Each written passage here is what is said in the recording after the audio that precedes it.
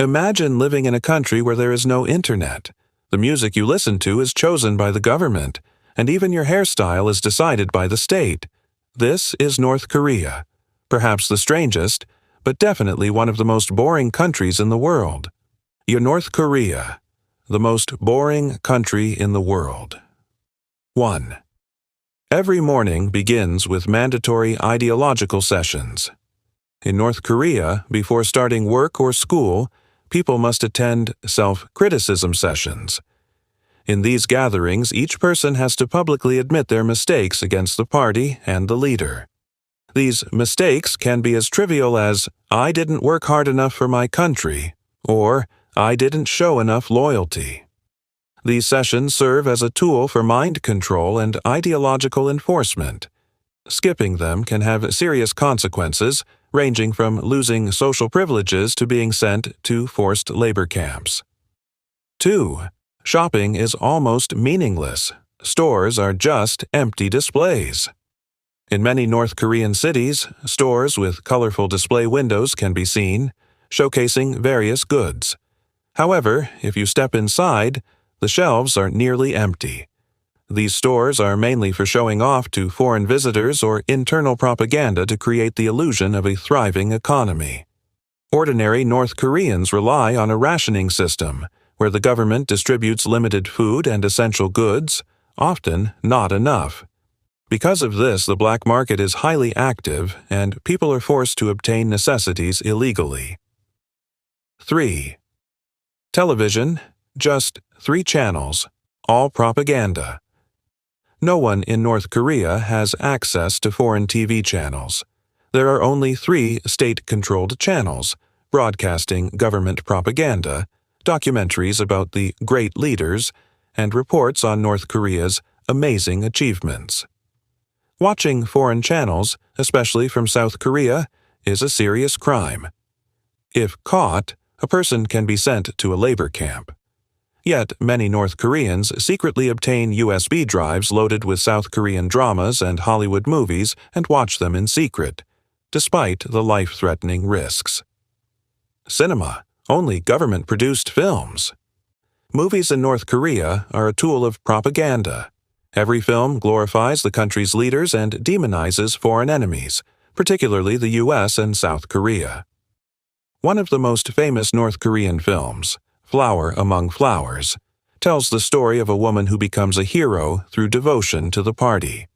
Villains in these films are usually evil foreigners or citizens who stray from the party's ideology. Interestingly, former leader Kim Jong-il was obsessed with cinema and even kidnapped a famous South Korean director to make movies for him. Watching foreign films, especially from Hollywood or South Korea, is a serious crime, punishable by imprisonment or even execution. Despite the risks, many people buy smuggled USB drives with foreign films and secretly watch them. 5. Music. Listening to foreign songs is a crime. In North Korea, music is only allowed if it aligns with government ideology. This means all songs are either about praising the leader or promoting patriotism and resistance against enemies. Western pop or rock music. Banned. K-pop from South Korea. A major crime. If caught listening to foreign music, a person could be sent to a forced labor camp. Despite this, many North Koreans secretly obtain smuggled K-pop and Western music, risking their safety just to hear the voices of the outside world. 6. Sports. Only in state-controlled stadiums with forced crowds. Sporting events in North Korea are often staged for propaganda purposes. People are forced to attend stadiums, especially when the national team plays. Sometimes, match results are even altered to maintain a positive image of the country. For example, when North Korea plays in the World Cup, if they lose, state TV either censors the game or only shows highlights where North Korea played well. North Korean athletes competing abroad are closely monitored to prevent them from defecting. If an athlete performs poorly and embarrasses the country, they may face serious punishment upon returning home. 7. The country is a prison, impossible to escape. Borders are heavily guarded.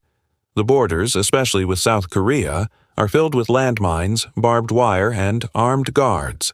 The only escape route is crossing a frozen river into China, which is extremely dangerous. Your whole family will suffer. If someone tries to escape and gets caught, not only are they punished, but their entire family is sent to labor camps.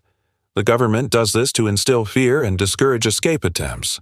No internet, no free communication, citizens only have access to a restricted intranet with government-approved websites. Phones are heavily monitored, and there's no direct connection to the outside world. Anyone caught smuggling or accessing foreign information faces harsh punishment. Final thoughts: a real-life dystopia. North Korea is a heavily controlled and isolated country where daily life feels like a dark sci-fi movie. If you want to learn more about the shocking realities of this secretive nation, watch our other videos and don't forget to hit the subscribe button so you never miss an unbelievable story.